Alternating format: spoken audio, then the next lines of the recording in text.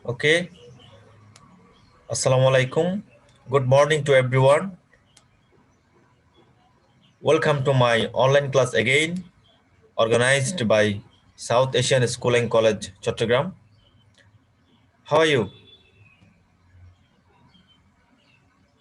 Are fine. Okay, I'm also fine. Today I am going to take another class about your English second paper. Basically, I will discuss tense and right forms of verb in this class. So dear students, now let's go to a start. Please listen and watch the class very attentively.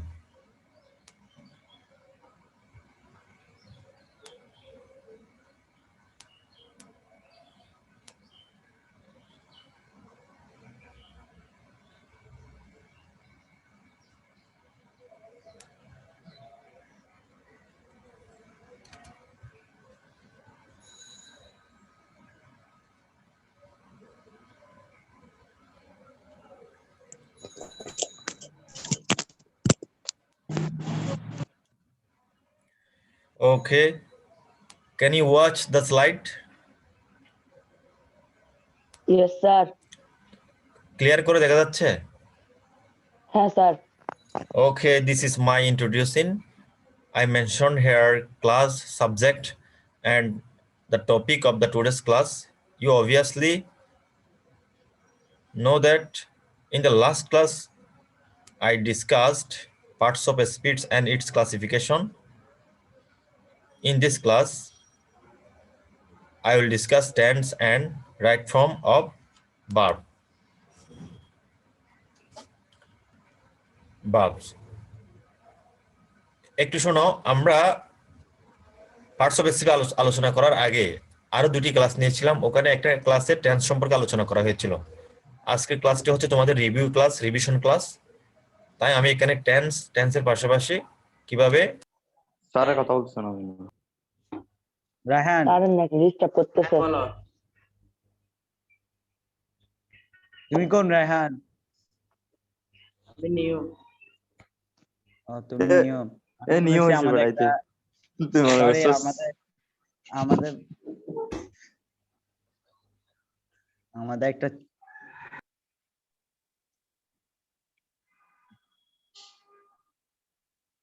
Hello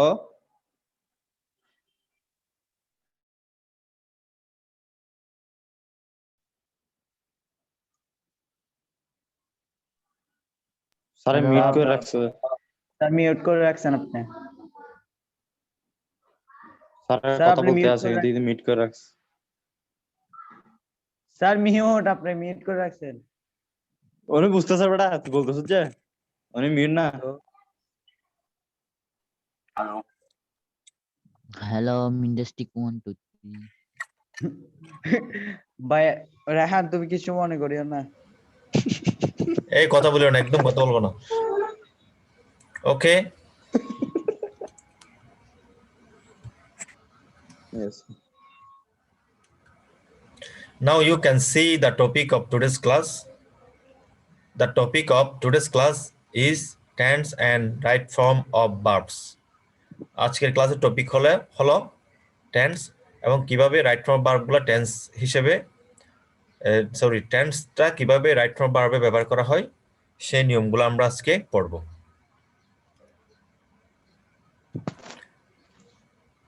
And in this slide you can see the learning outcomes of today's class. Actually, after completing this class, you will be able to know about tense and its classification. You will be able to know rules of right form of verbs, and you will be able to put the right form of verbs in the sentence.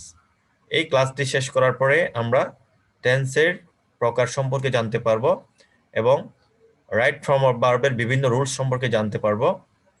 পাশাপাশি একটা সেন্টেন্সে কিভাবে একটি ভার্বের form বসানো হয়, কিভাবে একটি কারেক্ট ফর্ম আমরা বসাবো, সেই নিয়মগুলো আমরা এখানে জানতে পারবো। Next. Now you can see tense. এই ক্লাসটি আমি আগেও নিয়েছিলাম, ওখানে টেন্স সম্পর্কে তোমাদেরকে ধারণা দেওয়া হয়েছিল। আজকে জাস্ট একটু রিভিউ দিচ্ছি। টেন্স 3 প্রকার। একটা হচ্ছে প্রেজেন্ট টেন্স, বর্তমান কাল। 2 নম্বর ফার্স্ট টেন্স, অতীতকাল। 3 নম্বর ফিউচার টেন্স, ভবিষ্যৎকাল। কোনো কার্য সংঘটিত হওয়ার সময়কে টেন্স বলে। তারপরে দেখো প্রেজেন্ট টেন্স, কোনো কার্য বর্তমানে হয় বা হচ্ছে এরূপ বোঝালে এর কালকে প্রেজেন্ট টেন্স বলে। For example we can say I go to school, I am going to school. দেখো এটা হচ্ছে প্রেজেন্ট ইনডিফিনিট, প্রেজেন্ট সিম্পল, আর এটা হলো present continuous.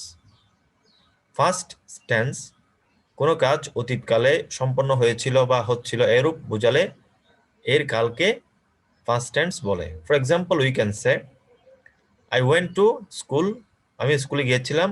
I was going to school, আমি স্কুলে যাচ্ছিলাম। অ্যানাদার ইজ ফিউচার টেন্স, ভবিষ্যৎকাল। কোনো কাজ ভবিষ্যৎকালে সম্পন্ন হবে বা হতে থাকবে বোঝালে এর কালকে ফিউচার টেন্স বলে। For example I shall go two school, আমি স্কুলে যাব। I shall be going to school, আমি স্কুলে যেতে থাকব। এভাবেই আমরা টেন্সের প্রকারগুলো পড়েছিলাম।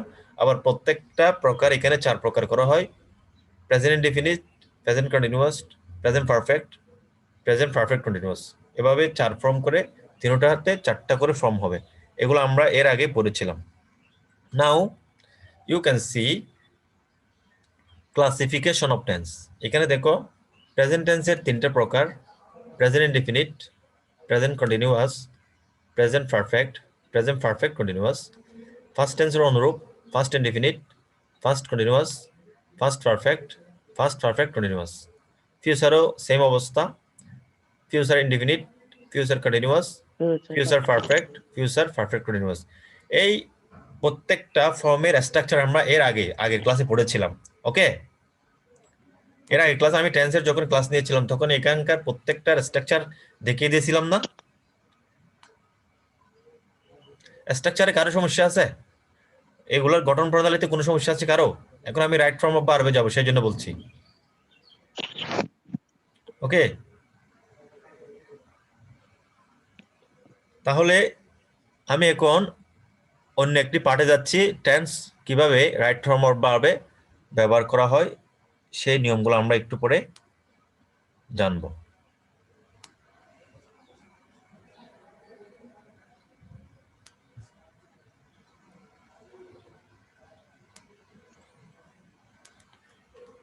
Can you watch the slide? Yes, sir. Okay. Yes sir. Yes এখন স্যার। এখন আমরা পড়বো rules of right form of verbs, অর্থাৎ টেন্স রিলেটেড যে রুলসগুলো আছে রাইট ফর্ম অফ ভার্বে সেই নিয়মগুলো আমরা এখন পড়বো। সবাই একটু মনোযোগ দিয়ে খেয়াল করবে, এটা তোমাদের খুবই গুরুত্বপূর্ণ একটা পার্ট সিলেবাসের।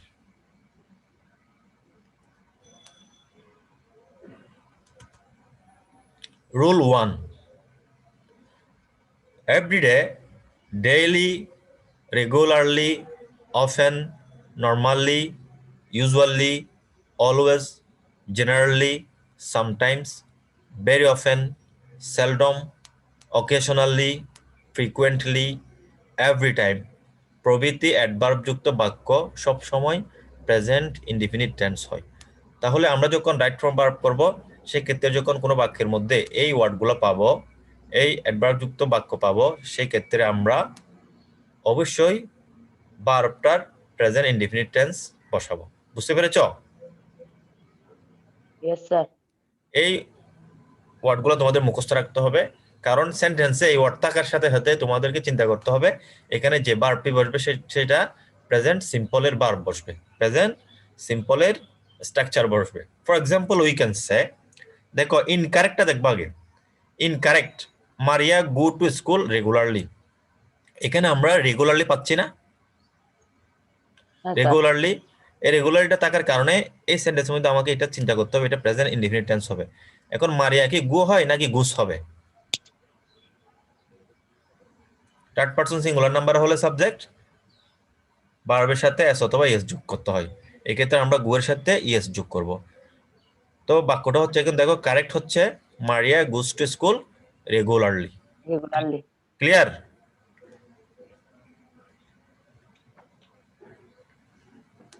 নেক্সট, ইনকারেক্ট আরেকটা বাক্য দেখো, ফারিয়া টেক টি এভরিডে। তাহলে এই বাক্যের মধ্যে আমরা পাচ্ছি এভরিডে। এভরিডে শব্দটা এখানে ছিল কিনা দেখো তো আগে, এভরিডে হ্যাঁ, স্যার, দেখছো? ছিল।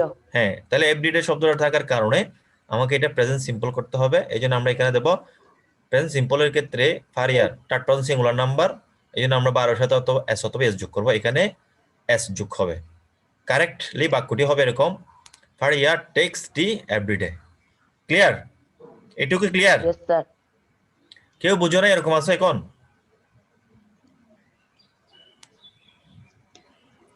ওকে, নেক্সট। এখানে একটা কথা বলছি দেখো, universal truth, historical event, habitual fact কোনো বাক্য হলে প্রেজেন্ট ইনডিফিনিট টেন্স এর গঠন অনুযায়ী করতে হবে। কোনো বাক্য যদি ইউনিভার্সাল ট্রুথ হয়, হিস্টোরিক্যাল ইভেন্ট হয়, হ্যাবিচুয়াল ফ্যাক্ট হয়, সেক্ষেত্রে আমাকে চিন্তা করতে হবে অবশ্যই বাক্যটি প্রেজেন্ট ইনডিফিনিট টেন্সের স্ট্রাকচার হবে। ফর এক্সাম্পল উই ক্যান সে, প্রথমে ইনকারেক্টটি দেখো, the earth move round the সান। এখানে বলা আছে এটা একটা চিরন্তন সত্য কথা, ইউনিভার্সাল ট্রুথ একটা কথা, সেজন্য আমাকে এখানে প্রেজেন্ট ইনডিফিনিট টেন্সের স্ট্রাকচার ফলো করতে হবে। দ্য আর্থ এটাকে আমরা সাবজেক্ট সিঙ্গুলার ধরবো, দেখো তাহলে মুভ হবে না মুভস হবে। প্রেজেন্ট ইনডিফিনিট টেন্স হতে হলে তাহলে আমাকে দিতে হবে কি, কারেক্টলি বলতে গেলে Moves. বাক্যটি হবে the earth moves round the sun. Okay, correct. Next, incorrect আরেকটা বাক্য দেখো, language movement take place in 1952। তাহলে ল্যাঙ্গুয়েজ মুভমেন্ট আমাদের ভাষা আন্দোলন, এটা একটা হিস্টোরিক্যাল ইভেন্ট না? এটা একটা হিস্টোরিক্যাল ইভেন্ট, একটা ঐতিহাসিক ঘটনা। তাই আমাদেরকে এখানে প্রেজেন্ট ইনডিফিনিট টেন্স ফলো করতে হবে। ল্যাঙ্গুয়েজ মুভমেন্ট এখানে আমরা দেব টেক্স প্লেস, সংগঠিত হয় 1952 সালে। বুঝতে পেরেছ? টেক্স প্লেস হবে, এখানে কি হবে, language movement takes place in 1952। Okay, clear?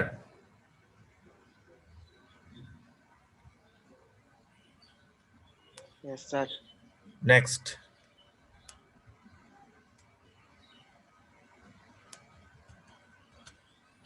Rule 2, কোনো বাক্যে নাও, নাওএডেজ, এট দিস মোমেন্ট এবং এট প্রেজেন্ট থাকলে প্রেজেন্ট কন্টিনিউয়াস টেন্স হয়। নাও থাকলে, নাওএডেজ থাকলে, এট দিস মোমেন্ট অথবা এট প্রেজেন্ট থাকলে আমরা বাক্যটাকে প্রেজেন্ট কন্টিনিউয়াস টেন্স করব।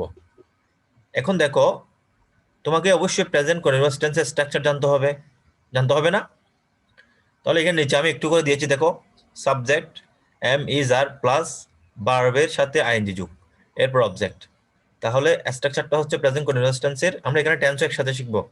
স্ট্রাকচারটা হচ্ছে সাবজেক্ট এম ইজ আর আসবে, ভার্বের সাথে আইএনজি যোগ হবে, এরপর অবজেক্ট হবে। এটা হচ্ছে প্রেজেন্ট কন্টিনিউয়াস টেন্সের স্ট্রাকচার। এবং কোন সেন্টেন্সে যখন আমরা nowadays, at this moment, at present এগুলো পাবো, তখন আমরা সেন্টেন্সটাকে প্রেজেন্ট কন্টিনিউয়াস টেন্সে করব। ইনকারেক্ট দেখো, they play in the field now. Now শব্দটা আছে এখানে, আমাদের এখানে আছে প্লে, কিন্তু এটা ভুল। আমাকে করতে হবে they are playing in the field now. Clear? They are playing in the field now. এখন তারা মাঠে খেলছে। তাহলে নাও থাকার কারণে এটা আমরা করলাম কি, present continuous tense. Clear? Is it clear? Yes, sir. Yes, sir. Okay, Yes, sir. Yes, sir. Okay, next. Now rule 3, কোনো কাজ সবেমাত্র শেষ বুঝালে প্রেজেন্ট পারফেক্ট টেন্স দিয়ে বাক্যটি গঠন করতে হবে। অর্থাৎ একটা কাজ এই মাত্র শেষ হয়েছে, যেমন তুমি স্কুল থেকে এসেছো, তোমার গায়ে কোনো ইউনিফর্ম আছে, তোমার আম্মু বলবে যে মানে সে এখন স্কুল থেকে এসেছে, অথবা তুমি বলো যে আমি এখন স্কুল থেকে এসেছি, ঠিক আছে? তাহলে এখনো তোমার গায়ে কি আছে? ইউনিফর্ম আছে, তোমার কাঁধে ব্যাগ আছে। তাহলে বুঝতে হবে কাজটা একটু আগে শেষ হয়েছে, অতীতে শেষ হয়েছে, কিন্তু বর্তমানে কাজটা এখনো ফল বিদ্যমান। যেমন তুমি ভাত খেয়েছো, দেখতে তোমার হাত এখনো মুছানো, মুছনি, হাত ভিজা দেখা যাচ্ছে, বুঝতে হবে যে তুমি একটু আগে ভাত খেয়েছো, ঠিক আছে? এই সমস্ত কাজ অতীতে শেষ হয়, তবু এগুলো আমরা প্রেজেন্ট টেন্সে নিয়ে আসি। কেন? কোনো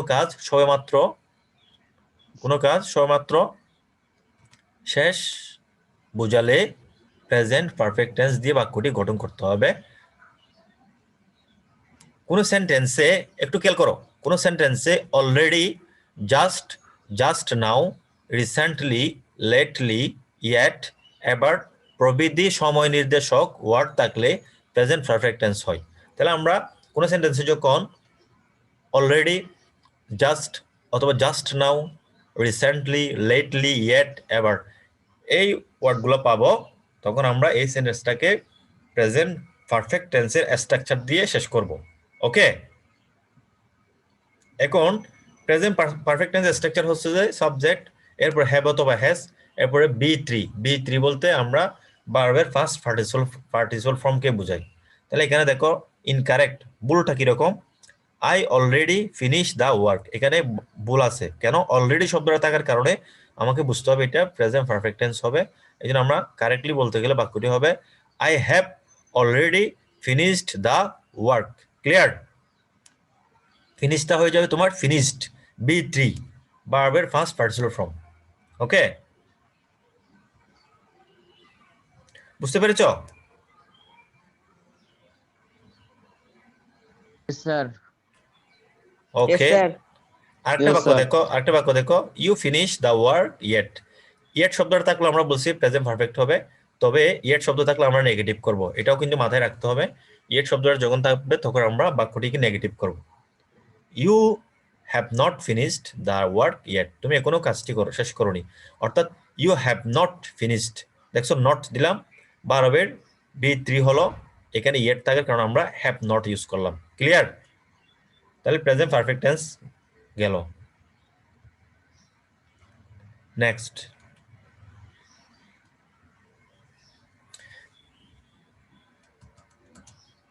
কোন সেন্টেন্সে অতীত নির্দেশক ওয়ার্ড, ফ্রেজ যেমন yesterday, last night, last week, last month, last year, ago, long since প্রভৃতি থাকলে সেটি ফার্স্ট ইনডিফিনিট টেন্স হয়। Yesterday, last night, last week, last month, last year, ago, long since প্রভৃতি থাকলে সেটি ফার্স্ট ইনডিফিনিট টেন্স হবে। First indefinite টেন্সের structure আমি নিচে দিয়েছি, একটু খেয়াল করো। সাবজেক্ট প্লাস বি টু মানে হচ্ছে ভার্বের ফার্স্ট ফর্ম, এরপর হচ্ছে object. For example, we can say John receive my letter yesterday, it is an incorrect sentence. যেহেতু এখানে ইয়েস্টারডে আছে, আমাকে এটা রিসিভড করতে হবে। কারেক্টলি বাক্যটি হবে, দেখো, John received my letter yesterday. তাহলে আমরা এখানে ভার্বের বি2 বসালাম। ক্লিয়ার? অর্থাৎ first indefinite tense. Is it clear?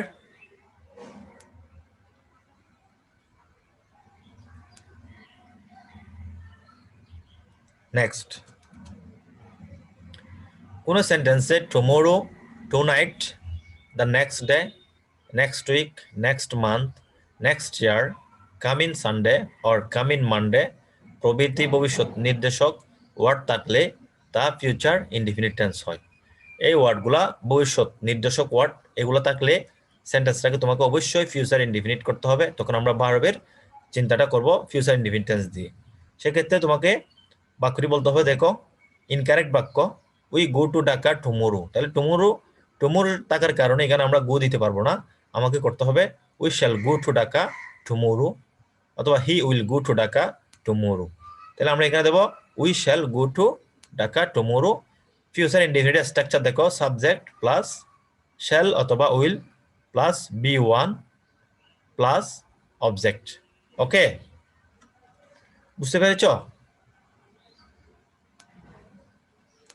একটু সাউন্ড করিও।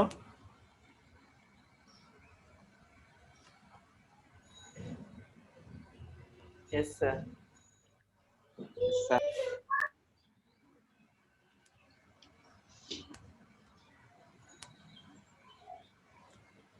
Okay, next.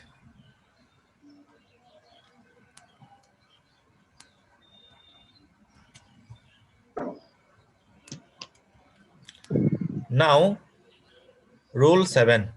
Can, could, may, might, shall, should, will, would, must, ought to, is going to, had better, would rather, need প্রভৃতি মডাল অক্সিলারির পরে এগুলো হচ্ছে মডাল অক্সিলারি ভার্ব, এগুলোকে আমরা বলি মডাল অক্সিলারি ভার্ব অথবা modals.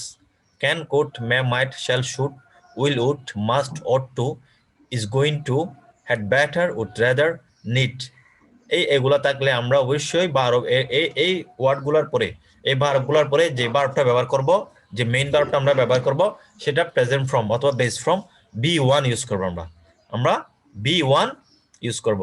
For example we can say you should respect your parents। Correctly বাক্য দেখো, you should respect your parents। ওকে, এই শুডটা আসার কারণে আমরা এখানে যে ভার্বটা ব্যবহার করব সেটা হবে be1 অর্থাৎ ভার্বের বেস ফর্ম। ক্লিয়ার? তো মডেলস গুলো তোমাদেরকে একটু মনে রাখতে হবে, এই মডেলস গুলো মুখস্থ করবে, মডেল অক্সিলারি গুলো। নেক্সট,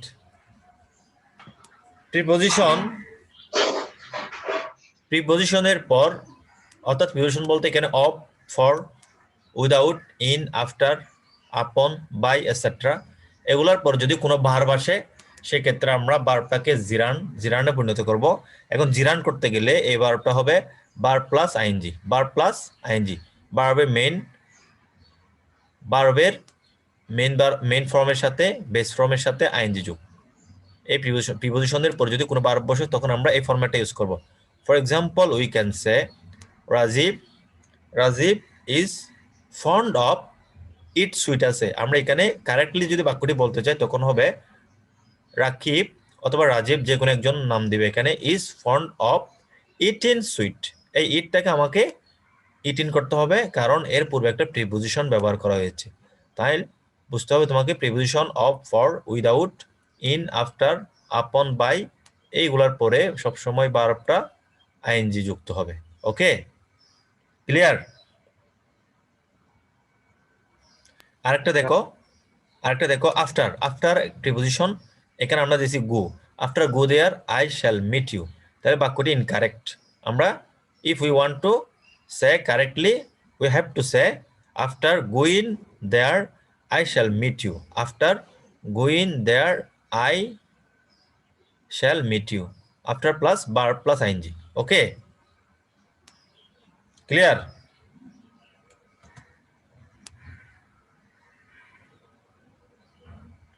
এখন আরেকটা ইম্পর্টেন্ট রুল দেখো, বিফোর এবং আফটারের ব্যবহার।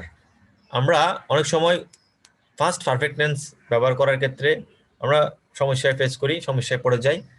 বিফোর আসলে ফার্স্ট পারফেক্ট টেন্সই আগে চলে আসে, আর আফটার যখন ব্যবহার করা হয় তখন ফার্স্ট পারফেক্ট টেন্সটি পরে চলে যায়। এটা কিন্তু মাথায় রাখতে হবে। ওকে, যখন আমরা ফার্স্ট পারফেক্ট টেন্সের স্ট্রাকচার করব সেক্ষেত্রে বিফোরের আগে বসাবো ফার্স্ট পারফেক্ট, যখন আফটার ব্যবহার করব তখন আফটারের পরে বসাবো ফার্স্ট পারফেক্ট। এটা তোমাদেরকে টেন্স পড়ানোর সময় পড়ানো হয়েছে। স্ট্রাকচারটা একটু দেখো, সাবজেক্ট হ্যাড প্লাস B3, এরপর হচ্ছে বিফোর, এরপর সাবজেক্ট B2, অর্থাৎ এটা হচ্ছে ফার্স্ট ইনডিফিনিট আর এটা হচ্ছে ফার্স্ট পারফেক্ট। বিফোরের পূর্বেরটা হবে first perfect. For example we can say the patient had died before the doctor came. দেখো এখানে বিফোর শব্দটা আসছে, আসার কারণে আমরা এখানে ফার্স্ট পারফেক্ট ইউজ করলাম, subject plus had plus B3। দেখছো এখানে আরেকটা কথা, সেটা হচ্ছে যে ফার্স্ট পারফেক্টের দুইটা কাজ থাকে, যে কাজটা আগে শেষ হয় সেটা ফার্স্ট পারফেক্ট টেন্স করতে হয়, আর যে কাজটা পরে শেষ হয় সেটা ফার্স্ট ইনডিফিনিট করতে হয়। যে কাজটা আগে শেষ হয়েছে সেটা আমরা কি করেছি, ফার্স্ট পারফেক্ট করেছি, the patient had died before the doctor came, doctor আসার পূর্বে রোগী মারা গেল, এটা অর্থ হচ্ছে এরকম। Another structure is subject B2 অর্থাৎ first indefinite plus after plus subject plus had plus B3, অর্থাৎ যখন আফটার ব্যবহার করছি আমরা এখানে তখন হয়ে যাচ্ছে ফার্স্ট পারফেক্টটা পরে, মানে বাক্যের শেষে চলে যাবে। দেখো তখন ফার্স্ট ইনডিফিনিট শুরুতে চলে আসবে। For example we can say the patient died after the doctor had come. The patient died after the doctor had come. Clear? এ পর্যন্ত ক্লিয়ার?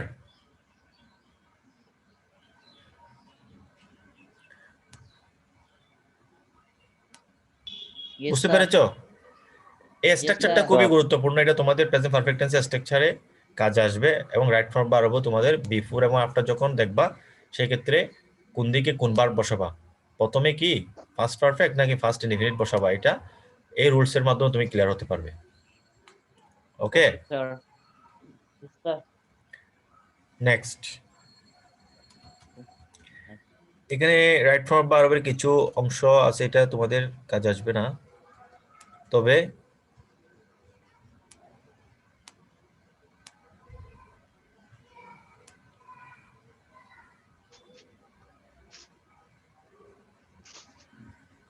তোমাদের এইচডব্লিউ গুলা হোম ম্যানেজমেন্টে দেওয়া হয়, তোমরা এগুলা রিপ্লাই দাও না কেন?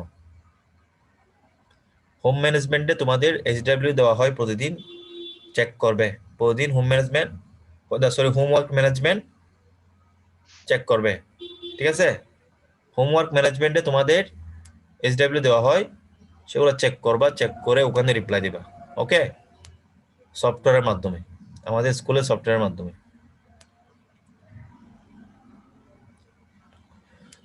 So that's all for today. Prepare yourself for the coming examination. তোমরা তো নিশ্চয়ই জানো তোমাদের কুইজ পরীক্ষা হবে। শোনো, কুইজ পরীক্ষায় তোমরা পার্টস অফ স্পিচটা একটু ভালো করে দেখবে, আর টেন্স রিলেটেড আমাদের লেকচার প্ল্যানে ছিল পার্টস অফ স্পিচ এবং টেন্স রিলেটেড কোনো কোয়েশ্চেন আসবে আর কি। কুইজে তোমার এমসিকিউ টাইপের কোয়েশ্চেন হবে, সেখানে তোমরা সফটওয়্যারে গিয়ে এগুলা বিশেষ করে পার্টস অফ স্পিচ পুরোটা ভালো করে দেখবা, কেমন? ওখান থেকে Sir, parts of speech. Quiz পরীক্ষা কখন হবে স্যার? কেন তোমরা রুটিন পাও নাই? 13 তারিখ 13 তারিখ 13 তারিখ থেকে 13 তারিখ। রুটিন দেওয়া হয়েছে 13 হ্যাঁ তারিখ স্যার, থেকে। হ্যাঁ রুটিন দেওয়া হয়েছে। হ্যাঁ, তোমরা পার্টস অফ স্পিচটা একটু ভালো করে দেখবে, কেমন? একদম ডিটেইলস দেখবা। আমি তো পার্টস অফ স্পিচ পুরো করাইছি, তোমাদের দুটো ক্লাস নিয়েছি।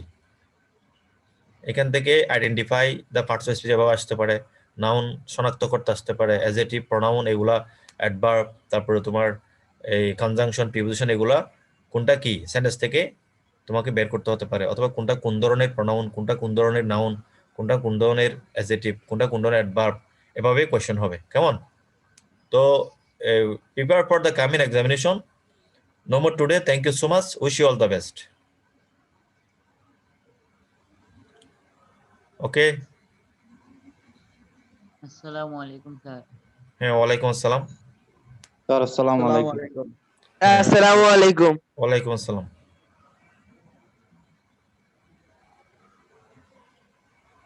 আসসালামু আলাইকুম। হ্যাঁ, আসসালামু আলাইকুম। ওয়ালাইকুম আসসালাম। Okay, thank you.